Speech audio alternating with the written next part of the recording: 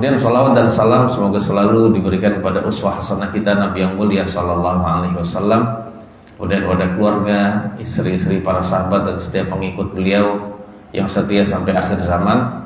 Mudah-mudahan kita termasuk di antara umat Nabi yang bersabar meniti jalan yang mulia sampai ajal menjemput kita masing-masing. Itulah yang disebut husnul khotimah jemaah sekalian, sesuai dengan judul kajian kita di pagi hari ini. Semoga Allah memberikan kita rezeki berupa dan juga karunia berupa ikhlas dalam pertemuan kita kali ini. Bapak Ibu yang dimuliakan oleh Allah, bab yang akan kita bahas kali ini adalah membahas tentang masalah tanda-tanda yang menunjukkan atas husnul khotimah. Jadi orang yang mengalami tanda-tanda berikut jemaah sekalian, itu berarti dia matinya baik, dia mengalami penghujung di akhir hayatnya itu dengan baik, ya. Sebagaimana ada husnul khotimah, di sana juga ada su'ul khotimah, yaitu penghabisan hayat yang buruk. Dan pembahasan ini jemaah sekalian tentu saja yang membuat kita bersemangat untuk terus taat, ya, bersemangat untuk terus taat selama hayat masih dikandung badan, dan kita tidak putus darinya jemaah sekalian. Bahkan ketika kita futur, kita harus ingat bahwasanya kita butuh mati yang baik. Insya Allah dengan demikian jemaah sekalian akan bisa meraih cita-cita yang berupa husnul khotimah. Sebab insya Allah dengan kita husnul khotimah itu akan membuat kita jemaah yang dimuliakan oleh Allah Subhanahu wa taala menjadi hamba yang sekali lagi tetap teguh di atas ketaatan, walaupun yang dilakukan itu saja, Pak. Kemudian banyak orang juga yang nggak mengamalkan, namun dengan kesabaran karena untuk meraih husnul khotimah. Sebab orang yang demikian jemaah sekalian adalah orang yang meyakini ada kehidupan yang akan datang. Jadi orang konsekuensi jemaah sekalian yang yakin bahwasanya setelah diwafat ada kehidupan berikutnya. Jadi wafat itu pengertiannya hanya jadi istilah ruh itu berpisah dengan jasad.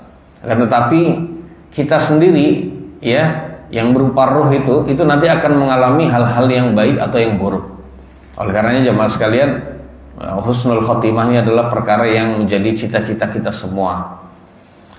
Kemudian jemaah sekalian, tentang masalah hal ini mari sama-sama kita langsung bahas tentang masalah tanda-tanda yang menunjukkan adanya husnul khotimah. Namun perlu diingat jemaah sekalian, walaupun kita menjumpai tanda-tanda berikut ini pada diri seseorang, maka kita tidak boleh memvonis dia sebagai ahli surga, nggak boleh. Husnul khotimah memang secara lahiriah, namun untuk memvonis dia surga, bahkan kalau kita menyaksikan juga sebaliknya, ada orang yang mati di atas kemaksiatan, berarti su'ul khotimah, kita tetap tidak boleh jemaah sekalian memvonis dia menjadi ahli neraka. Ini penting ya mas sekalian. Jadi harus dibedakan. Kita bisa mengetahui insyaallah di husnul khotimah secara lahiriah saja. Namun akibat dan juga balasannya itu adalah diserahkan kepada Allah Subhanahu wa taala. Kita sebagai orang beriman hanya berharap saja. Jadi memvonis nggak boleh, yang boleh adalah berharap. Sebagaimana kalau ada orang mati su'ul khotimah, kita nggak boleh memvonis, akan tetapi kita hanya khawatir saja. Khawatir namun tidak memvonis. Tanda yang pertama jamaah sekalian yang menunjukkan adanya seseorang husnul khotimah adalah di akhir hayatnya dia mengucapkan syahadat. Dia mengucapkan syahadat la ilaha illallah. Ya, ini tidak sembarang orang bisa melakukannya, Pak. Ya, tidak sembarang orang bisa melakukannya. Jadi hanya hamba pilihan saja yang dipilih oleh Allah ketika wafat dia mengucapkan la ilaha illallah. Nah, tentang masalah hal ini jemaah sekalian, ini berdasarkan dalil yang diriwayatkan oleh Al-Imam Abu Dawud dan lainnya, Nabi kita yang mulia sallallahu alaihi wasallam bersabda, "Man kana akhiru kalamihi la ilaha illallah, dakhalal jannah." Siapa saja yang akhir ucapannya dalam hidup ini adalah la ilaha illallah, maka dia masuk surga jemaah sekalian. Ya khususnya orang yang mengakhiri ucapannya dengan la ilaha illallah dan seumur hidupnya sebelum dia mengucapkan itu di akhir hayatnya dia menjadi orang bertauhid, tidak syirik kepada Allah. Dia bisa mewujudkan kalimat itu Ya, karena makna kalimat itu tiada Tuhan yang berhak disembah selain Allah. Tiada Tuhan yang berhak diibadahi selain Allah. Itu makna la ilaha illallah yang sesungguhnya jemaah sekalian. Jadi adapun makna la ilaha illallah tiada Tuhan selain Allah itu makna yang kurang. Jadi makna yang lebih tepat bahkan benar jemaah sekalian adalah tiada Tuhan yang berhak disembah atau diibadahi melainkan Allah. Yang konsekuensinya kita tidak syirik, harus bertauhid dalam segala macam ibadah. Orang yang diterima dan bisa masuk surga ini tentu saja dia yang tidak berdoa kepada kuburan, ya. Kemudian tidak meminta kepada kuburan, tidak sujud pada kuburan, tidak meminta kepada selain Allah jemaah sekalian, dan lain-lain, ya. Tidak mendoakan Allah, tidak pesugihan. Kemudian apalagi jemaah sekalian, tidak pesugihan dengan jadi babi ngepet misalnya, dan lain-lain. Pokoknya tidak melakukan hal-hal yang bertentangan dengan kesyirikan. Insya Allah orang yang seperti ini dikatakan Nabi dakhalal jannah, yaitu masuk ke dalam surga. Dan ini adalah cita-cita kita semua jemaah sekalian. Nah, orang yang bisa mengucapkan ini adalah orang yang biasa mengucapkan la ilaha illallah itu. Ya, orang yang biasa mengucapkan la ilaha illallah. Ini yang pertama jemaah sekalian. Ya. Makanya penting bagi kita, karena akhir dari ucapan la ilaha illallah bisa masuk surga, kita dianjurkan untuk mentalkin. Ya, karena Nabi bersabda laqinu mautakum la ilaha illallah. Jadi ajarilah orang-orang yang akan mati. Lak mauta itu sih maksudnya adalah orang yang akan mati jemaah sekalian. Ya, sebab kalau orang yang sudah mati itu sudah wafat gitu, enggak ada faedahnya kita mentalkin, mengajarkan dia. Karena dia sudah tidak ada lagi pembalasan gitu ya, tidak ada lagi amalan bagi dia. Adapun orang yang masih hidup akan meninggal jemaah sekalian, maka kita bisa talqin dia la ilaha illallah. Nah, kalau dia sudah mengucapkan sekali saja, nggak usah terus ditalqin jemaah sekalian. Kita sambil perhatikan dia sambil kita perhatikan dia ngomong lagi nggak yang lain. Kalau ngomong yang lagi diingatkan lagi la ilaha illallah. Nah, seperti itu. Jadi jangan udah ngucapin sekali disuruh ngucapin lagi Pak, sehingga membuat dia menjadi orang nggak suka dengan kalimat la ilaha illallah. Ini salah berarti ya. Jadi orang yang mentalkin pun butuh ilmu juga. Ya, jadi seperti itu. Baik. Tanda yang kedua jemaah sekalian yaitu al-mautu birashil jabin. Ya. Kematian dengan mengalami keringat di pelipisnya jemaah sekalian. Jadi kalau ada orang wafat dalam kondisi dalam kondisi apa? Keringatnya itu keringat di pelipisnya, maka itu pertanda insya Allah dia husnul khotimah.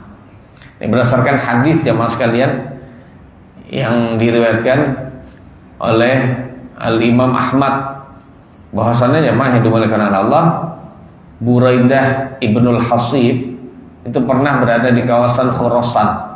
Ya, kemudian dia menjenguk saudaranya yang sedang sakit. Jadi menjenguk saudaranya Buraidah ibnul Hasib di kawasan Khurasan yang sedang sakit. Kemudian ternyata saudaranya sudah wafat ya mas sekalian. Setelah didatangi ternyata saudara sudah wafat, dan ternyata saudaranya berkeringat di pelipisnya. Ya. Kemudian Buraidah ibnul Hasib berkata radhiyallahu anhu, ini adalah sahabat ya mas sekalian, Buraidah bin al-Hasib. Kemudian Buraidah melihat saudara meninggal dalam keadaan berkeringat, dia berkata Allahu Akbar. Allahu Akbar itu adalah ya, ucapan ta'ajub ya mas sekalian, ya ucapan kagum. Allahu Akbar. Sami'tu Rasulullah sallallahu alaihi wasallam yaqul mautul mu'mini bi'araqil jabin. Allahu Akbar. Saya pernah mendengar Rasulullah sallallahu alaihi wasallam bersabda, kematian orang beriman, maksudnya tanda kematian orang beriman adalah dengan berkeringat di pelipisnya. Ya. Itu adalah jemaah sekalian yang disabdakan oleh Nabi sallallahu alaihi wasallam, itu tanda. Berarti dia insya Allah adalah benar-benar orang beriman. Apa maknanya jemaah sekalian? Jadi makna dari orang beriman meninggalnya itu dengan berkeringat di pelipisnya. Ini maknanya jemaah sekalian, itu para ulama berbeda pendapat. Yang minimal ada dua pendapat ya. Pendapat pertama mengatakan annahu ibaratun amma yukabiduhu min syiddatis siyaqil ladzi ya'ruqu duna jabinihi wa dzalika tamhisan li dzunubihi. Ya mungkin ada yang bertanya, kenapa orang beriman itu orang beriman itu berkeringat ya mas sekalian saat wafat gitu. Itu jamaah sekalian ada yang mengatakan bahwa itu adalah sebagai ungkapan, yaitu sebagai apa istilah ibarat itu, sebagai ungkapan dari hal yang sedang dia alami jamaah sekalian. Karena orang beriman jemaah yang dimuliakan oleh Allah itu karena dia mengalami kondisi sakratul maut yang sangat berat sehingga membuat pelipisnya itu berkeringat. Jadi orang beriman ya dalam kondisi mengalami sakratul maut yang begitu berat jemaah sekalian itu membuat pelipisnya berkeringat. Dan tentu saja kalau itu dialami oleh orang yang beriman itu dalam rangka untuk bisa menghapus dan membersihkan dosa-dosanya. Nah itu ya jemaah sekalian yang dimuliakan oleh Allah. Itu sebagai tanda. Ada yang mengatakan demikian.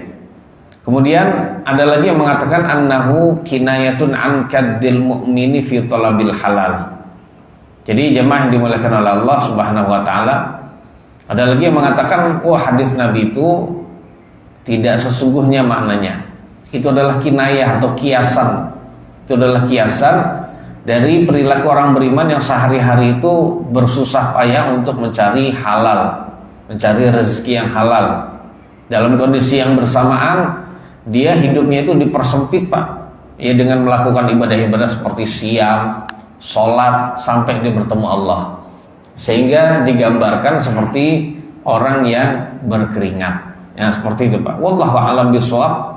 Yang jelas seakan-akan kalau kita lihat tafsiran dari sahabat Nabi Buraidah ibn al-Hasib ini mengartikan jamaah sekalian adalah pokoknya secara letterlek, secara zahir ya bahwasannya orang beriman ya kalau dia wafat itu dengan tanda keringat di pelipisnya. Namun bukan berarti kalau ada orang yang meninggal tidak berkeringat di pelipis dia bukan orang beriman. Itu juga tidak demikian. Ya seperti itu ya Mas kan. Dan ini menunjukkan bahwasannya salah satu dari tanda husnul khotimah. Tanda yang ketiga jamaah sekalian al-mautu lailatal jumu'ati au naharoha, itu wafat di malam atau hari Jumat. Ya di malam atau hari Jumat. Pokoknya sebelum maghrib di hari Jumat jamaah sekalian. Itu disebut hari Jumat. Ya. Jadi siapa saja yang meninggal di malam Jumat mulai dari Kamis maghrib jamaah sekalian sampai dengan Jumat sebelum maghrib, ya, maka dia masuk dalam wafat yang husnul khotimah. Namun sekali lagi mohon diingat bahwasanya wafat husnul khotimah ini hanya bagi seorang muslim, bukan selainnya jamaah sekalian. Adapun selain muslim kalau dia wafat ya kapanpun apapun kondisinya, meninggal dalam keadaan tersenyum misalnya gitu ya, meninggal lagi memegang kitab sucinya, itu di luar pemahaman kita, di luar ya urusan kita jamaah sekalian. Tapi yang dimaksud di sini adalah harus orang beriman. Itu syarat. Itu syarat bukan yang lain. Sebab apapun kondisi orang yang tidak beriman menurut kita itu adalah pasti su'ul khotimah. Walaupun dia dikatakan baik, namun dia tidak baik karena tidak beriman pada utusan Allah, yaitu Nabi kita yang mulia Sallallahu Alaihi Wasallam. Sebab kalau dia mau baik ya harus beriman Pak, gitu ya. Hanya sekedar dia tidak beriman, tidak percaya pada utusan Tuhan, itu tidak baik ya mas sekalian. Ya, kita lihat sabda Nabi yang mulia Sallallahu Alaihi Wasallam. Beliau bersabda dalam hadis yang diriwayatkan oleh Al-Imam Ahmad juga, yaitu jemaah sekalian, Nabi SAW bersabda, "Ma min muslimin yamutu yaumal jumu'ati aw lailatal jumu'ati illa waqahu Allahu fitnatal qabri." Jadi tidak ada seorang muslim yang wafat di hari atau malam Jumat, melainkan Allah akan menjaga dia, melindungi dia dari fitnah kubur. Ya, makna fitnah kubur jemaah sekalian di sini adalah pertanyaan kubur yang tidak dijawab, yang berarti dia bisa tetap ditanya Pak, tapi akan dimudahkan oleh Allah untuk bisa menjawab pertanyaan kubur. Dan kalau sudah bisa menjawab pertanyaan kubur jemaah sekalian, insya Allah dia akan mendapatkan nikmat kubur. Kalau sudah di alam kubur itu nikmat, insya Allah alam berikutnya itu juga akan nikmat.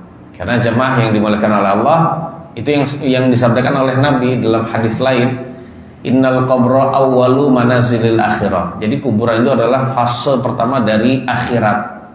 Fa in naja minhu fama ba'dahu aisaru minhu. Kalau di alam kubur itu sudah selamat, maka alam berikutnya, fase-fase berikutnya akan lebih mudah dari kuburan. Wa illam yanju minhu fama ba'dahu asyaddu minhu. Kalau di alam kubur sudah tidak selamat jamaah sekalian, dan mengharuskan dia disiksa lagi di fase berikutnya karena dosanya masih banyak Pak. Jadi siksa kubur yang dia alami sampai hari kiamat itu ternyata belum menghabiskan dosanya, yang berarti dia masih ada tanggungan nanti di hari kiamat disiksa lagi.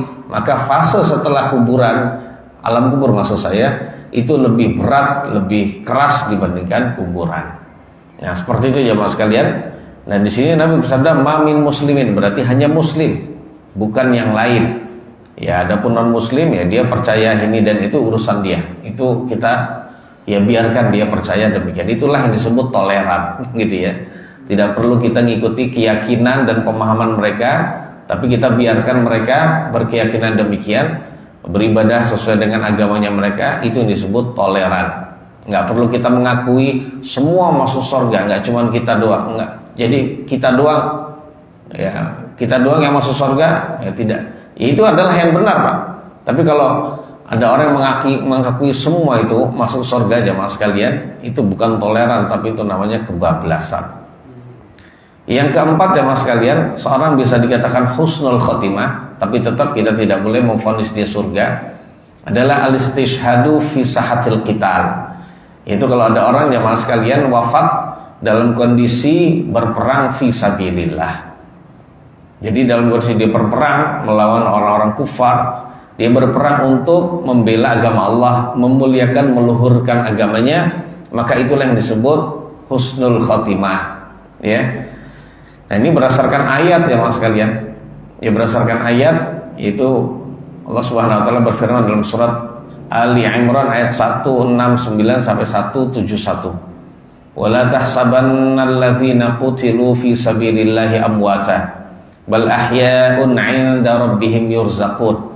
Jadi jangan sekali-kali kamu mengira orang-orang yang terbunuh di dalam fi sabilillah adalah orang-orang yang mati. Mereka enggak mati. Bahkan mereka itu hidup, diberi rezeki di sisi Allah. Loh jemaah sekalian, mereka itu hidup ya. Farihina bima atahumullahu min fadlih. Bahkan mereka bergembira dengan karunia yang Allah berikan kepada mereka. Jadi jamaah sekalian, berdasarkan hadis yang Nabi yang lain, bahwasanya orang yang wafat di dalam medan peperangan melawan orang-orang kufar, mereka jamaah sekalian termasuk melawan orang muslim tapi sesat Pak. Contohnya melawan takfiri, golongan takfiri gitu ya, golongan sesat kalau di zaman dulu khawarij. Nah orang beriman yang jamaah sekalian, orang muslim yang terbunuh dalam keadaan dia untuk memerangi kaum sesat gitu ya, walaupun dia muslim tetap itu juga termasuk fisabilillah jamaah sekalian. Misalnya ada yang terbunuh, dia juga termasuk fisabilillah. Nah jamaah sekalian, dalam hadis yang lain, orang yang mati syahid itu ruhnya ditaruh di dalam burung yang gemuk yang berwarna hijau di surga. Jadi sudah masuk surga jamaah sekalian. Jadi ruhnya itu ada tempat khusus, yaitu di burung yang berwarna hijau di surga. Burung tersebut memakan buah-buahannya surga, meminum air sungai surga, kemudian bersarang di bawah sarang-sarang yang ada di bawah arsy-Nya Allah. Begitu seterusnya Pak. Hanya itu saja nikmatnya, yang nikmat surga yang dialami. Ya tapi lumayan jamaah sekalian. Ya Allah enggak. Jadi yang lain belum masuk surga, dia duluan masuk surga, tapi ruhnya saja. Ruhnya itu ruh dia, tapi jasadnya jasad burung ya mas sekalian. Ya yang penting nikmat Pak ya, surga gitu ya. Daripada na'udzubillah disiksa, digebukin gitu ya. Nah, jadi demikian. Nah kemudian nanti di hari kiamat ruhnya nanti akan dikembalikan ke jasad aslinya. Jadi di hari kebangkitan itu. Nah mereka bergembira jamaah yang dimuliakan oleh Allah, mereka tidak wafat. Kemudian Nabi yang mulia SAW juga menguatkan keutamaan orang yang wafat di dalam ya fisabilillah, meninggal gitu ya. Nabi SAW bersabda, jemaah sekalian, bahwasanya lisyahidi indallahi sittu khisal. Orang yang mati syahid mendapatkan 6 perkara di sisi Allah, Pak. Ini jaminan. Kalau yang mati syahid benar dan dia niat lillahi ta'ala, bukan karena siapa-siapa, Pak, bukan karena selain Allah. Yang pertama, yughfaru lahu fi awwali taf'atin min damihi. Yang pertama, jemaah sekalian, orang yang mati syahid diampuni semua dosa-dosanya pada awal tertumpahnya darah. Jadi awal tertumpahnya darah dia itu diampuni oleh Allah Subhanahu wa taala. Contohnya ketika dia meninggal dipenggal gitu ya, pas darahnya trot gitu ya, muntrat gitu, itulah diampuni dosa-dosanya. Walaupun saat itu nyawanya masih ada, Pak. Itu langsung diampuni semua dosanya. Kecuali mati syahid, Pak. Kecuali orang mati syahid tapi dia punya utang. Utangnya masih belum diampuni, Pak. Pokoknya semua utang, semua urusan dengan anak Adam itu nggak diampuni jemaah sekalian walaupun dia mati syahid. Karena Nabi bersabda, yughfaru lisyahidi kullu dzambin illa dain. Jadi dosa-dosanya orang mati syahid itu diampuni kecuali hutang. Kemudian bayura maq'adahu minal jannah. Yang kedua jemaah sekalian, dia akan diperlihatkan tempatnya di surga. Belum masuk surga tapi sudah diperlihatkan. Ya. Sudah diperlihatkan jemaah sekalian, sehingga ya bisa bergembira jemaah sekalian. Mungkin dalam kondisi sakratul maut dia diambil nyawanya, itu diperlihatkan surga, itu bisa senyum jemaah sekalian. Ya senang gitu ya, walaupun dia belum dicabut full nyawanya. Ya orang kalau sudah gimana sih jemaah sekalian, itu sebagai kabar gembira. Ya bahwasanya dia nanti akan mendapatkan hal itu. Wah, udah senang itu. Kemudian yang berikutnya wa yujaru min azabil qabri. Dia diselamatkan dari siksa kubur, ini yang ketiga. Kemudian yang keempat wa ya'manul faza'al akbar. Dia akan selamat dan aman dari kejutan di hari kiamat yang sangat besar. Kejutan yang paling besar. Ya jemaah sekalian. Orang ketika bangkit dari kubur jemaah sekalian, melihat kondisi begitu berbeda dengan kondisi yang pernah dialami saat hidup di dunia. Jadi ini alam yang lain selain alam kubur yang dialami. Orang itu semua manusia jemaah sekalian itu akan terkejut, takut, Pak. Apalagi neraka didekatkan, ya, dan lain-lain. Ada malaikat yang rupanya itu nggak pernah kita lihat, dan lain-lain. Jadi mengerikan jemaah sekalian. Itu dalam kondisi seperti itu terkejutnya sangat besar. Namun kalau orang yang mati syahid nggak terkejut, Pak. Dia santai aja. Yang lain terkejut, dia biasa aja. Dan ini sama seperti firman Allah, la yahzunuhumul faza'ul akbar. Jadi orang-orang beriman itu tidak akan bersedih, ya Mas kan, tidak akan dibuat bersedih karena kejutan di hari kiamat yang sangat besar. Nggak akan terkejut ya Mas. Jadi aman. Jadi kejutan itu bikin apa? Mungkin kalau kejutan itu ada dialami oleh penduduk bumi, Pak, langsung mati semua, Pak. Tapi tidak ada mati di sana setelah kematian yang ada. Kemudian yang berikutnya wa yuhalla hilyatal iman. Kemudian jemaah sekalian, dia yang keempat ya, dia akan diberikan perhiasan berupa perhiasan iman. Diberikan perhiasan dengan perhiasan iman yang menunjukkan bahwasanya dia benar-benar orang beriman, dan perhiasan itu nanti bisa terlihat secara konkret jemaah sekalian. Wa yuzawwaju minal huril 'ain. Dan dia akan dikawinkan oleh Allah dengan bidadari-bidadari yang hur dan ain. Hur itu, Pak, bidadari hur itu maknanya adalah bidadari yang putih matanya itu sangat putih, Pak. Iya kan ada mata putih dan hitam, Pak ya. Putih matanya itu sangat putih, dan kemudian hitam matanya sangat hitam. Masya Allah. Kemudian bidadari yang ain ini berkenaan dengan mata, Pak. Dan tadi putih matanya putih banget, putih sekali, Pak, nggak ada kayak bercak gitu, Pak. Hitam matanya hitam sekali. Kemudian ain itu adalah bidadari yang matanya itu lebar-lebar. Jadi bidadari surga nggak ada yang sipit ya Mas. Sipit itu tidak cantik bagi sono, Pak ya. Bagi perempuan di surga tidak cantik, Pak. Jadi yang cantik itu adalah kalau matanya lebar. Jadi kalau melihat suaminya, maksudnya lihat suaminya di mana? Di akhirat itu ya, itu benar-benar membuat suaminya itu langsung jatuh cinta, Pak. Ya, oleh matanya itu lebar, benar-benar membuat hati itu ya mencintai dia. Jadi demikian ya Mas, dikawinkan langsung, dikasih bidadari. Kalau dalam riwayat yang lain ya Mas sekalian, dia dikawinkan dengan 70 bidadari yang hur dan ain tadi.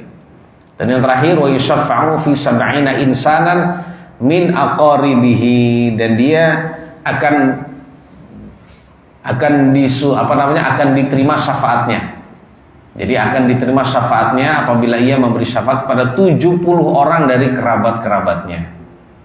Jadi kalau dia dia minta kepada Allah agar ayahnya, bundanya, anak cucunya misalnya, menantunya, kemudian siapa lagi Pak kerabatnya, mungkin besannya, sepupunya Pak, pamannya dari ibunya, pamannya dari ibunya, dari bapaknya, bibinya dari bapak dan ibunya, sepupunya Pak, keponakannya, itu bisa Pak 70 orang. Itu kemuliaan, Masya Allah. Jadi orang bisa memberi syafaat dan diterima syafaat itu lebih dibandingkan dia hanya sekedar dapat syafaat. Sudah dapat syafaat itu sudah lumayan Pak, itu sudah tinggi Pak. Tapi lebih tinggi lagi, ya dia bisa memberi syafaat, termasuk orang yang bisa memberi syafaat itu, gitu ya. Ini keutamaan ya Mas sekalian, kegembiraan bagi kita semua. Namun pertanyaannya, apakah orang yang mati syahid itu hanya orang yang mati dalam peperangan fisabilillah? Nah, dalam Islam jamaah sekalian, dalam agama kita, jawabannya adalah tidak hanya itu. Ternyata para syuhada di dalam agama kita itu banyak. Namun syuhada yang sesungguhnya, orang yang mati syahid sesungguhnya adalah dia yang wafat di dalam medan peperangan melawan orang-orang kafir Pak. Ya. Jadi untuk membela agama Allah, memuliakan agamanya. Ya kalau memang, nah tentang masalah hal ini Pak, orang yang meninggal dalam fisabilillah itu siapa? Ya berperang itu. Ya, baik dia belum mulai peperangan, mungkin Pak ya, karena bekalnya habis, belum perang sudah mati Pak, itu masuk Pak. Maupun dia sudah selesai peperangan, atau dia sudah selesai pulang peperangan gitu ya, itu termasuk jihad fisabilillah juga, masuk Pak. Kemudian masuk juga orang yang mati dengan senjata musuh, atau senjata temannya Pak yang nyasar ke dia, atau senjata dia sendiri Pak. Bisa nggak Pak? Sangat mungkin Pak ya. Itu kata ulama termasuk orang yang mati syahid juga. Dia pakai senjata, ternyata senjatanya makan tuan, kena dia sendiri, ya berarti dia mati syahid juga jamaah sekalian. Jadi keikutsertaan dia apapun kondisinya itu disebut syahid, ya disebut mati syahid. Ya demikian jamaah sekalian. Kemudian ternyata jamaah sekalian di dalam Islam itu mengenal mati syahid banyak. Ya berarti ini termasuk husnul khotimah juga Pak. Walaupun tingkatannya di bawah orang mati syahid yang sesungguhnya tadi, tapi tetap syahid. Siapa saja mereka Pak? Ya tentu saja orang yang membela agamanya tadi ya, walaupun dia tidak berperang langsung Pak. Ya, walaupun dia tidak berperang langsung. Termasuk juga orang yang wafat ya, orang yang meninggal karena penyakit yang mewabah Pak. Ya insya Allah termasuk orang yang syahid ya, seperti saudara-saudara kita yang kaum muslimin dan muslimat yang wafat karena ya COVID kemarin, ya kita berharap mereka termasuk orang-orang yang syahid. Insya Allah mereka husnul khatimah. Ya demikian jamaah sekalian, rahimahumullah wa ghafarallahu. Seperti itu. Kemudian yang berikutnya adalah orang yang wafat pokoknya intinya apapun wabah Pak. Kalau di zaman dulu ada wabah disebut ta'un. Ya ta'un jamaah sekalian. Ta'un itu adalah penyakit berupa bisul yang tumbuh di ketiak yang berwarna merah kehitaman. Bisul ini membuat membuat jantung berdebar-debar, keringetan orang, dan orang yang mengalami penyakit ini jamaah sekalian itu cepat meninggal Pak. Ini lebih dahsyat dibandingkan COVID-19 kemarin, ya. Jadi kalau dia kenanya pagi, sore itu bisa meninggal Pak. Begitu juga dibalik, ya itu di zaman dulu taun, nggak tahu penyakit taun itu namanya apa Pak, wabahnya gitu. Kemudian yang berikutnya ada orang yang wafat karena sakit perut, itu juga termasuk apa jamaah sekalian? Itu juga termasuk mati syahid. Sakit perut apapun, apakah lambungnya, apakah asam lambungnya naik, apakah sekarang penyakit apa tuh? Penyakit GERD gitu Pak ya? lambung itu, pokoknya berkenaan dengan lambungnya, berkenaan dengan perutnya, sakit perut, ususnya sakit dan akhirnya dia wafat, itu dalam Islam disebut mati syahid. Ya, seperti itu ya Mas, seperti perutnya itu kembung banget Pak. Seperti dia misalnya ada tumor ya, naudzubillah. Ya. Nah, la qadarallahu alaina, semoga Allah tidak mentakdirkan pada kita semua. Jadi perutnya membengkak atau dia diare berkali-kali itu berhari-hari sampai akhirnya dia meninggal, maka itu sama aja. Pokoknya apapun yang ada di perutnya Pak, penyakit apapun yang ada di perutnya termasuk mati syahid. Ada lagi orang yang wafat karena tenggelam. Ya bukan karena untuk perang Pak, tenggelam gitu ya. Contohnya karena ya tsunami atau karena dia ingin ingin nyuci baju, ingin mandi di sungai. Ya awalnya sungai itu tenang, namun ternyata ada ada rob, apa istilahnya Pak? Ada yang kiriman gitu, dia tidak tahu, tiba-tiba dia kena gitu aja, akhirnya mati Pak. Termasuk tsunami gitu ya. Itu termasuk jamaah sekalian adalah orang-orang yang mati syahid juga. Ada lagi orang yang meninggal karena tertimpa sesuatu dari atas Pak. Ya seperti saudara kita yang tertimpa bangunan karena gempa, atau lagi main di proyek atau kerja di proyek tiba-tiba jatuh Pak gitu ya. Sesuatu dari atas gitu sehingga dia mati, itu sama Pak. Kemudian ada lagi orang yang wafat karena terbakar. Ya, kebakaran gitu. Itu juga termasuk mati syahid. Kemudian ada lagi orang yang sakit pinggangnya Pak. Dia pinggangnya itu ada sakit di sininya, pinggang kanan atau kirinya gitu ya, pokoknya daerah sininya lah, dari sisi kanan tubuh ya, sisi tubuh bagian kanan atau kirinya itu meninggal, itu sama. Perempuan yang wafat karena hamil dan juga melahirkan, itu juga sama Pak. Kemudian ada lagi orang yang meninggal karena mempertahankan hartanya, itu masih syahid. Dalilnya nanti kita akan bacakan deh Mas sekali. Jadi dia hartanya pengen direbut, dia jangan kasih, dia nggak mau ngasih. Akhirnya dia mempertahankan diri Pak. Tapi dia meninggal Pak. Ya, berarti insya Allah dia masuk surga.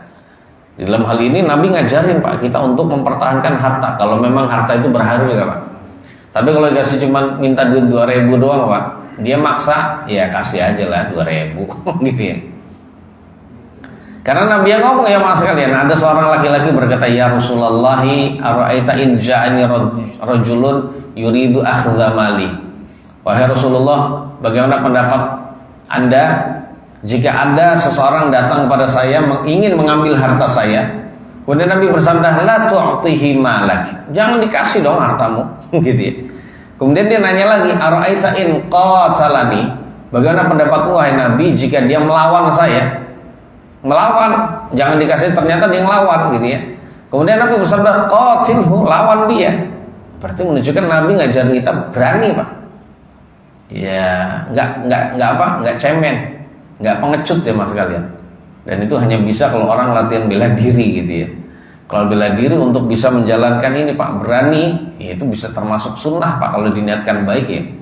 Kemudian ara'aita in qatalani, kemudian bagaimana pendapat Anda wahai Nabi jika dia membunuh saya? Kemudian Nabi bersabda, fa anta fil jannah, kamu di surga. Maka mati syahid Pak gitu ya. Ara'aita in qataltuhu, bagaimana pendapat kau wahai Nabi jika saya membunuh dia? Saya justru bunuh dia. Kemudian Nabi bersabda, huwa finnar, dia di neraka. Di dalam Islam orang yang membunuh pelaku begal, itu pelaku begal contohnya Pak ya, atau pelaku perampokan karena ingin merampok hartanya, merampas hartanya, itu adalah bukan orang yang melakukan kekriminal jamaah sekalian. Justru yang kriminal itu adalah orang yang itu tadi ya. Namun untuk menetapkan dia bukan bukan pelaku kriminal, maka ya kalau di kita ya perlu penetapan melalui pengadilan dulu jamaah sekalian. Sehingga dikatakan bahwa dia memang dia membela diri, ya maka saat itu tidak bisa dikatakan sebagai orang yang salah. Kemudian ada lagi orang yang membela keluarganya Pak, agar keluarganya tidak disakiti, agar keluarganya dijaga ya kehormatannya. Ada orang yang ingin rusak kehormatan keluarganya, dia jaga Pak, akhirnya dia dibunuh Pak. Itu termasuk mati syahid. Membela agamanya lebih, Pak. Membela agamanya lebih. Contohnya ada nabinya. Ada nabinya di apa? Jamaah sekalian. Pokoknya membela agamanya. Jadi karena ada nabi yang nabi kita sallallahu alaihi wasallam dicaci maki, akhirnya dia berjihad lewat sesuatu yang memang sesuatu yang memang mubah. Contohnya justru dia malah termasuk orang yang menyarankan kepada pemerintah agar orang tersebut dihukum mati. Ya, minta maaf, tobat, kalau enggak ya dihukum mati. Disaranin gitu. Jadi dia bukan termasuk ini Pak yang membunuh langsung, bukan, karena dia bukan pemerintah, itu tidak boleh jemaah sekalian. Nah kalau dia seperti itu jemaah sekalian yang dirahmati oleh Allah, kemudian kalau dia dibunuh itu bisa jadi dia termasuk orang yang mati syahid karena dia nggak suka, karena banyak orang nggak suka sama dia misalnya gitu ya. Kemudian ada lagi orang yang membela dirinya, membela diri Pak, itu termasuk mati syahid juga. Ada lagi agar tidak dizalimi. Ada orang dibunuh karena agar tidak dizalimi. Dia dibully misalnya. Dia ngelawan, akhirnya dia yang kalah Pak, karena dikeroyok. Ya, akhirnya dia saat kalah, itu termasuk mati syahid juga. Ya gitu ya. Mati syahid jamaah sekalian. Ada lagi nih jamaah sekalian. Itu penyakit yang terjadi, ada penyakit disebut penyakit sal kalau bahasa Arab. Sal itu penyakit yang mendera atau yang mengenai paru-paru. Kemudian nanti nyambung penyakit tersebut di daerah pinggang kanan atau kiri. Itu juga termasuk mati syahid jamaah yang dimuliakan oleh Allah. Adapun dalilnya Nabi bersabda, asyhadu khamsah. Orang-orang yang mati syahid itu ada 5 macam. Yang pertama al-mat'un, al-mabtun, al-ghariqu, wasahibul hadmi, wasyahidu fi sabilillah. Orang yang mati syahid itu yang pertama adalah orang yang mati karena terkena ta'un. Yang kedua orang yang karena sakit perut. Kemudian orang yang tenggelam, orang yang tertimpa sesuatu dari atas kemudian mati Pak. Orang yang mati syahid fi sabilillah. Kemudian ada lagi jamaah sekalian di dalam hadis yang lain. Jadi banyak mati syahid jamaah sekalian. Ada lagi man qutila fi sabilillahi fahuwa syahid. Siapa saja yang terbunuh di dalam membela agama Allah, dia mati syahid. Man mata fi sabilillahi wa man mata fi sabilillahi fahuwa syahid. Wa man mata fi ta'uni fahuwa syahid. Orang mati dalam keadaan ta'un ini juga mati syahid.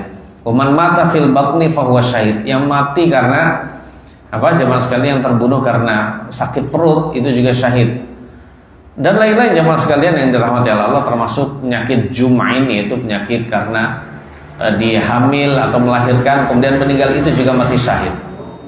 Terbakar, begitu juga jemaah sekalian. Penyakit sal itu seperti yang tadi kita sebutkan, itu semua mati syahid. Ada lagi man qutila duna mazlamatihi fahuwa syahid. Jadi barang siapa yang terbunuh karena dia dizalimi Pak, dizalimi, maka saat itu dia termasuk mati syahid.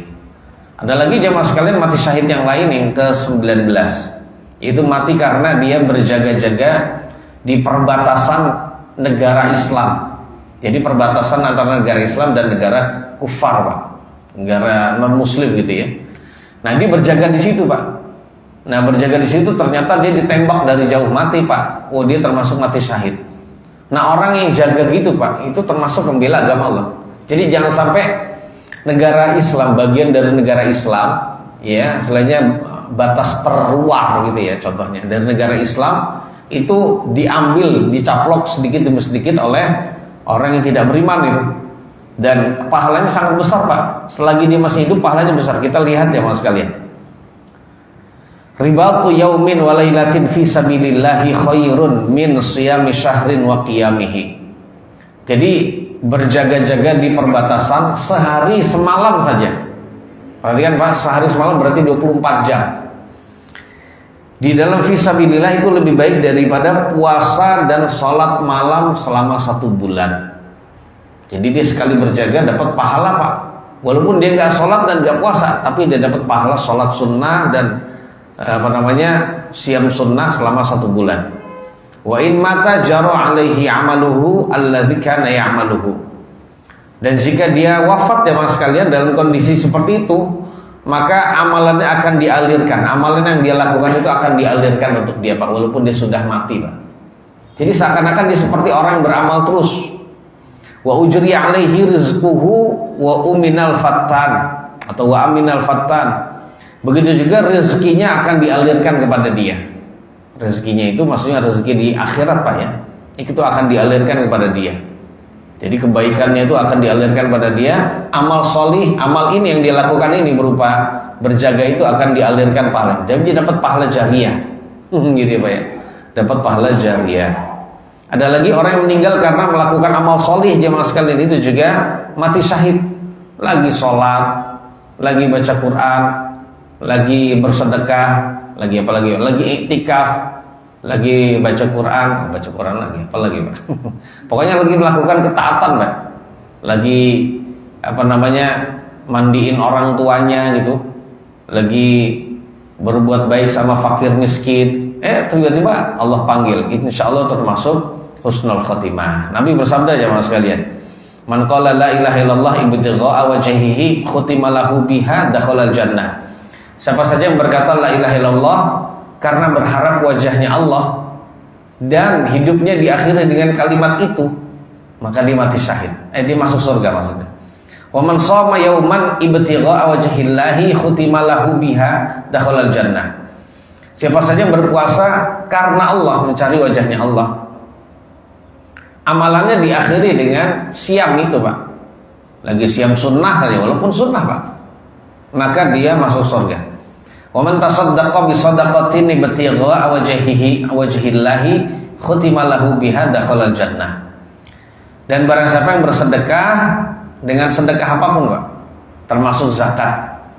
Karena jemaah sekalian, keutamaan apapun yang ada pada sedekah, zakat itu masuk, Pak, di dalamnya. Jadi barang siapa yang bersedekah dengan sedekah apapun karena berharap wajahnya Allah, maksudnya karena Allah, Pak, dan hidupnya itu diakhiri dengan sedekah. Lagi sedekah gini baru masukin nih, Pak, atau baru ngasih uang kepada fakir miskin, tiba-tiba dia meninggal, Pak, dakhala jannah, kata Nabi, dia masuk ke dalam surga. Jadi amalan yang balasannya surga, jemaah sekalian, itu adalah ketaatan, dan itu adalah tanda husnul khotimah.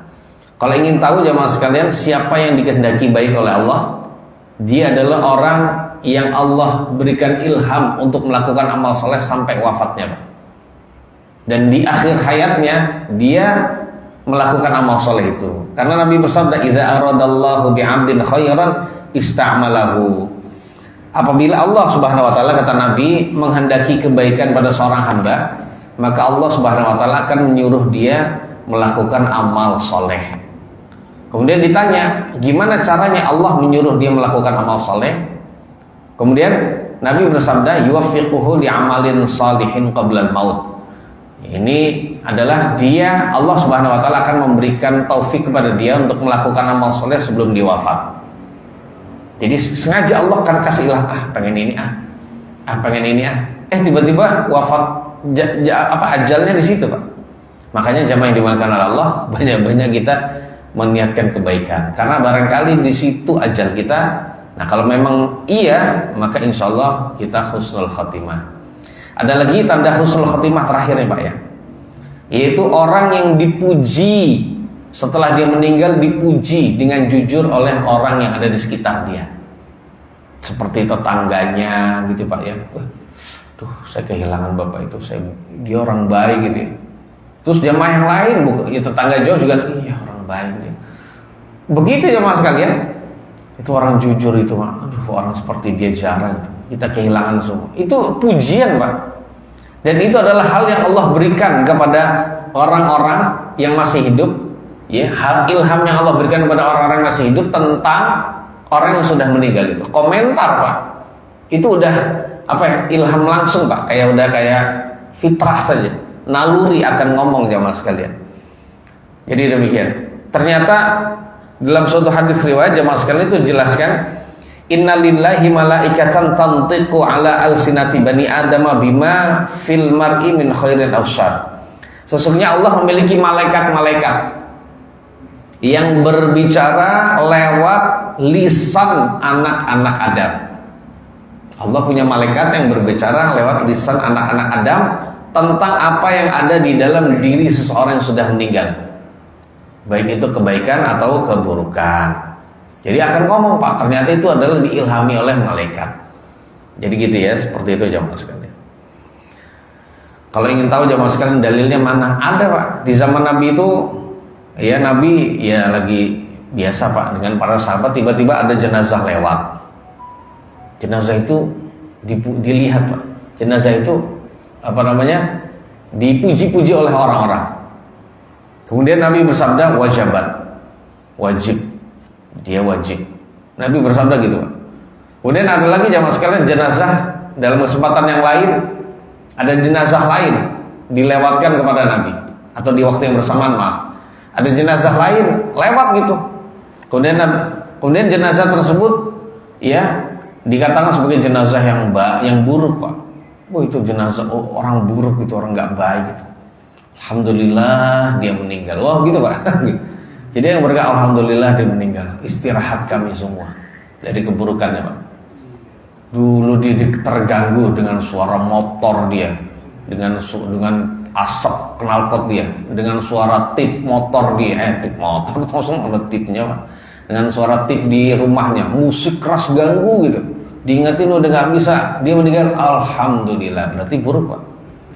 Nah, kalau ada orang seperti itu, Pak, Nabi bilang wajabat. Jenazah itu dikatakan begitu, dikomentari begitu, Nabi berkata wajabat, wajib dia. Kemudian orang-orang kan bingung, Pak. Ini apa makna wajabat gitu? Dua jenazah yang berbeda kondisinya, Nabi bersabda yang sama, wajabat. Kemudian Nabi memberitahu jamaah sekalian yang dirahmati oleh Allah Subhanahu wa taala, hadza athnaitum alaihi khairan fawajabat lahul jannah. Ini loh, jenazah yang kalian puji dengan kebaikan itu wajib masuk surga maksudnya. Wajabat lahul jannah maksudnya. Wa hadza athnaitum alaihi syarran fawajabat lahun nar. Dan ini yang kalian komentari buruk, nah dia wajib masuk neraka, Pak. Antum syuhadaullahi fil ard. Kalian adalah saksi-saksi Allah di muka bumi. Sehingga persaksian kita diterima, diakui oleh Allah. Tapi saksi kita ini adalah saksi yang diterima itu oleh Allah adalah bukan saksi yang berasal dari musuh jenazah, Pak. Maksudnya orang bermusuhan dengan jenazah. Sebab persaksian dari musuh, Pak, orang yang pernah ada pertikaian gitu, itu nggak diterima, Pak. Karena namanya musuh berkata, alhamdulillah dia buruk gitu. Walaupun disebut orang baik, tapi karena pernah berbeda, Pak, itu akan menyaksikan buruk ya, Mas sekalian. Nah, itu nggak diterima itu. Tapi adalah orang yang netral, ya seperti itu ya. Makanya jemaah sekalian, pentingnya kita berbuat baik terhadap sesama. Kita kalau ketemu dengan saudara kita, assalamualaikum Pak, permisi. Dengan non muslim juga kita permisi Pak, gitu ya. Tetap senyum pada dia, Pak. Ya, kita berbuat baik, kalau dia susah kita kasih gitu ya. Jadi demikian jemaah sekalian.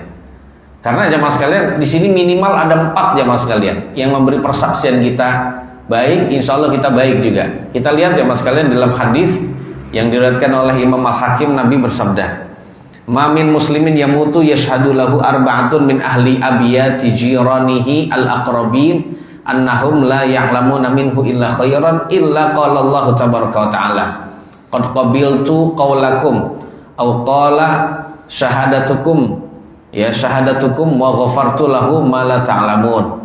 Jadi kata Nabi, tidak ada seorang muslim yang wafat yang disaksikan oleh 4 keluarga, dari tetangga-tetangga dekatnya, Pak. Ya, yang minimal 4 keluarga tetangga dekat gitu, 4 rumah orang-orang tetangga dekat. Mereka menyaksikan bahwasanya mereka tidak mengetahui dari orang ini melainkan kebaikan. Orang ini baik, nggak pernah berbuat buruk. Melainkan Allah Subhanahu wa taala berfirman, "Saya terima ucapan kalian." Begitu, Pak. Tetangga-tetangga, saya terima ucapan kalian gitu. Kata Allah Subhanahu wa taala. Atau Allah berfirman, "Syahadatukum," saya terima persaksian kalian. Dan saya ampuni apa yang kalian tidak ketahui dari dosa dia. Kalian, ya kan orang ini tetap ada dosa, Pak. Yang diketahui oleh tetangganya yang lahiriah.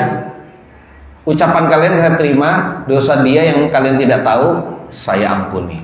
Demikian jamaah sekalian. Makanya penting kita tidak hanya baik dalam hablum minallah, tapi hablum minan nas juga baik. Wallahu a'lam bishawab. Monggo di antara Bapak Ibu ada yang ingin bertanya, dipersilakan.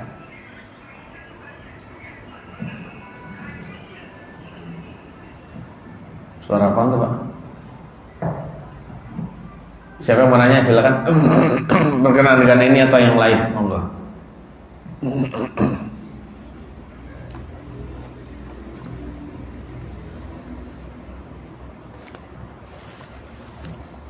Ini Pak Ustaz menurutnya, kalau kiat-kiat untuk menuju husnul khotimah gimana Pak? Baik. Jadi jamaah yang dimuliakan oleh Allah, ini pertanyaan yang sangat bagus. Kalau memang husnul khotimah itu hebat, baik. Kiatnya menuju sana itu gimana jamaah sekalian? Jamaah sekalian yang dimuliakan oleh Allah, yang pertama kiatnya adalah kita tetap terus teguh di atas ketaatan, melatih diri kita untuk terus taat. Memang awalnya berat, namun lama-lama jadi kebiasaan dan akhirnya menjadi karakter kita, Pak. Jadi dibiasakan jamaah sekalian, sebab seseorang akan diwafatkan sesuai dengan kebiasaan dia. Itu yang pertama. Jadi kita biasakan, Pak, dengan niat lillahi ta'ala. Kenapa kita harus lillah, Pak? Karena orang yang kita harapkan dia menguji kita, itu gak akan bermanfaat bagi kita. Dia gak punya balasan surga dan neraka. Oleh karenanya jamaah sekalian, apa mereka? Saya gak butuh pujian mereka. Begitu, Pak. Tapi harus benar-benar dihadirkan sebenarnya niat lillahi ta'ala, gak ada niat yang lain. Begitu jamaah sekalian. Kemudian kiatnya yang berikutnya adalah jangan tunda-tunda. Jangan tunda-tunda kita ingin melakukan amal sholih, kebaikan, segera, Pak. Karena kita nggak tahu umur kita itu bisa menjumpai itu apa enggak kalau kita tunda-tunda gitu ya. Kemudian yang berikutnya tentu saja berdoa. Doa agar ditetapkan di dalam hidayah Allah. Dan di antara doa yang dirutinkan oleh Nabi adalah ya muqallibal qulub tsabbit qalbi ala dinik. Boleh juga doa yang ada di ayat Rabbana la tuzigh qulubana ba'da idh hadaitana wa hab lana min ladunka rahmah innaka antal wahhab. Kemudian yang berikutnya jamaah sekalian, kiat agar kita bisa husnul khotimah, kita jaga ketaatan kita dengan kita sering ngaji begini, Pak.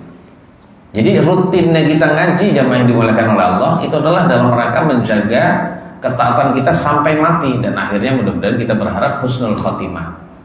Ya. Karena dengan kita menghadiri majelis ilmu, kita dengar nasihat dari Allah dan Rasulnya. Jadi diupdate ilmu itu, dinasehati. Oh saya salah, oh saya salah. Dan terkadang kalau Allah ingin memperbaiki seorang hamba dengan niat lillahi ta'ala ngaji, Pak, itu Allah akan memberikan ilham kepada penyampai, ustadz, kiai, syekh gitu ya. Ternyata itu nyindir dia, Pak. Itu bukan berarti yang nasihat itu tahu aib dia, bukan ya Mas. Itu memang Allah yang berikan ilham kepada dia. Nggak usah marah. Jangan-jangan dia tahu aib saya gitu ya. Enggak aja Mas sekalian. Kemudian yang berikutnya jamaah sekalian, agar kita benar-benar bisa husnul khotimah, ya kita mencari circle pertemanan. Kita akan cari komunitas teman bergaul yang baik pula. Jadi jangan sampai jamaah sekalian yang dimuliakan oleh Allah Subhanahu wa taala, kita memiliki pergaulan yang buruk. Karena teman itu, kata pepatah Arab, as-sahib sahib. Teman itu bisa menarik. Asalnya kita rajin sholat, berteman dengan orang yang tidak sholat, ya bisa ikutan nggak sholat, Pak. Males ibadah juga bisa ikutan, Pak, males ibadah. Suka ngomong toksik, Pak, ngomong kotor dia Mas, kayak orang nggak terdidik. Dia ngomong apa-apa aja, Pak. Nah gitu juga bisa ikut, Pak. Karena Allah Subhanahu wa taala, kalau kita nemenin dia, itu hati kita akan disatukan oleh Allah. Jadi lama-lama hati kita akan disatukan oleh Allah dengan dia itu.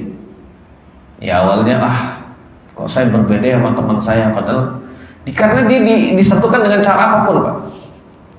Ya dibikin hatinya itu pengen sama dengan temennya, nggak pengen berbeda. Soalnya kalau berbeda nanti disindir terus. Kalau sudah disindir nanti hilang temannya. Begitu ya, Mas. Jadi godaan-godaan setan itu ada pada dia. Udah jamaah sekalian, agar kita bisa ingat bisa dapat husnul khotimah, kita harus sering-sering ingat kematian. Penting itu, Pak. Dan ingat kematian sering, Pak. Kita lagi kerja ingat kematian, di jalan menuju pulang ingat kematian, di jalan menuju kerjaan ingat kematian, di rumah ingat mati Pak, dimanapun ingat mati, karena kita bisa mati di mana aja Pak. Ya, orang kalau ingat mati jamaah sekalian, dan pasti habis mati kita pasti dibalas, sekecil apapun, sekecil uang yang kita ambil, sekecil keburukan yang kita yang kita lakukan Pak, baik terhadap diri sendiri maupun orang lain, sekecil kebaikan 1.000 rupiah yang kita masukkan ke dalam kotak amal, yang kita kasih kepada fakir miskin walaupun separuh roti itu Pak, semua akan dibalas. Nah, orang akan stabil keimanannya, bahkan meningkat terus, takut jamaah sekalian. Mau berbuat maksiat dia nggak berani, itu ingat kematian. Karena untuk sering ingat mati itu diperintahkan Nabi, aksiru min zikri hadhimil ladzat, atau aksiru zikra hadhimil ladzat. Jadi sering-seringlah ingat pemutus kenikmatan, yaitu kematian. Ada lagi jamaah sekalian, agar kita bisa sering bisa husnul khotimah, ya kita mempelajari kitabnya Allah, kita baca kitabnya Allah, kemudian kita ingin mengetahui, kepo isinya Pak, baca Al-Quran dengan artinya, habis itu ngulangi lagi Pak, ini udah tahu nih artinya Pak, ulangi lagi ayat itu, sehingga lisan kita mengucapkan firman, namun hati kita itu membayangkan maknanya. Kemudian sambil kita bayangkan Allah sedang berfirman pada saya gitu. Begitu jamaah sekalian, memberikan pesan pada saya khusus. Kemudian apalagi jamaah sekalian, agar kita bisa husnul khotimah, yaitu kita merenungkan ayat-ayat Allah. Ayat-ayat Allah secara kalau ayat Qur'aniyah kan sudah tadi ya, kita renungkan. Begitu juga ayat Allah di alam semesta ini disebut ayat kauniyah. Kita pikirkan kalau kita lagi di gunung Pak, gunung begitu besar ini, gunung benar-benar menjadi makhluk yang taat, ya. Gunung besar ini ya taat, saya sebagai hamba yang kecil Pak, makhluk yang kecil ini nggak taat gimana? Jadi kita, kekuasaan Allah bisa membuat gunung begitu mudah, laut begitu mudah, terus apa lagi Pak? Dan lain-lain, itu kita renungkan ya Mas, langit, matahari, itu kita renungkan. Jadi nggak hanya lewat begitu saja. Ya, hal-hal tempat-tempat yang indah gitu tidak hanya dijadikan sebagai orang sekarang vibes gitu untuk bisa diambil gambar, tidak hanya itu Pak, kita renungkan begitu indahnya. Ini Allah semua yang ciptakan, itu akan menambah iman kita. Ya, seperti itu. Wallahu a'lam bishawab, itu diantaranya agar kita benar-benar bisa husnul khotimah. Memang panjang ya Mas, dan itu melelahkan. Ya memang tuh dunia tempatnya lelah kita. Kita mau istirahat nanti di surga, di akhirat. Dunia bukan tempat istirahat kita. Nah kita ya bersusah payah, tapi dalam rangka untuk beristirahat nanti di akhirat. Wallahu a'lam. Silakan Pak. Waalaikumsalam warahmatullahi wabarakatuh. Mengenai masalah jihad, Ustaz, saya pernah dengar ada ceramah. Kita contohnya soal Palestina. Kita umat Muslim di Indonesia nggak bisa begitu aja berangkat ke Palestina karena paling nggak harus menunggu instruksi lah dari pemerintah atau betul Pak. Nah itu bukan wilayah kita, Ustaz. Gimana? Ya memang betul Pak. Untuk keutamaan jihad fisabilillah kita belum dapat. Paling-paling hanya didapat oleh TNI yang ditugaskan oleh pemerintah, walaupun itu mewakili PBB. Tapi kan kalau dia niatkan untuk membela agama Islam, dapat mati syahid kalau dia wafat Pak. Nah adapun kita rakyat ya hanya niat saja Pak. Niat, kalau Allah takdirkan saya insya Allah akan berangkat. Saya akan berangkat jihad fisabilillah dalam rangka ya membela agamanya, membela kaum muslimin. Tapi kalau enggak ya niat saja, niat udah berpahala aja Mas. Nah gitu ya. Dan kita tidak boleh sembarangan jihad. Makanya jihad itu dalam kitab-kitab fikih dan hadis itu diletakkan di awal, diletakkan di mana? Di akhir-akhir. Di bab-bab yang akhir ya Mas sekalian. Yang pertama itu kan masalah bab toharoh dulu, sholat, siam, zakat dulu, siam.